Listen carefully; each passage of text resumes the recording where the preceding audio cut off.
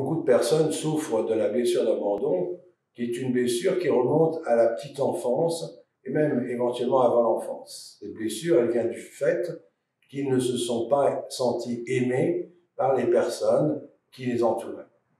Qu'est-ce que ça provoque? Eh bien, d'abord, l'apparition de ce qu'on appelle le mental, l'ego, qui va couper l'enfant du moment présent et le mettre dans les peurs, dans le futur ou dans le passé, dans la culpabilité, en disant « mais pourquoi est-ce que je souffre de cela? Et qu'est-ce que j'ai fait de mal pour ne pas mériter cet amour ?» Et évidemment, ce même mental doit aussi les couper d'une émotion importante, qui est celle de la colère, mais aussi ou de la tristesse. L'enfant va grandir avec quelque chose qui va s'imprimer en lui, qui est très important. C'est une certitude qu'on ne peut pas aimer, qu'il n'est pas aimable. Ça veut dire quoi? Ça veut dire que, quoi qu'il fasse, de toute façon, il va être rejeté, il va être abandonné.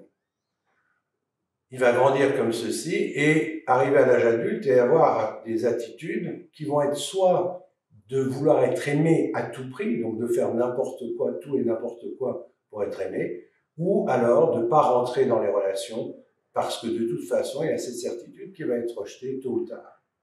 Comment est-ce qu'on peut guérir de cela? Bien d'abord se rendre compte qu'on souffre de cette blessure par la répétition peut-être d'échecs qu'on a eu dans sa vie amoureuse ou sociale, et deuxièmement d'aller à l'envers de cet ego, c'est-à-dire de retrouver d'abord le moment présent et de retrouver surtout l'émotion de colère que l'on n'a pas vécue pendant des années.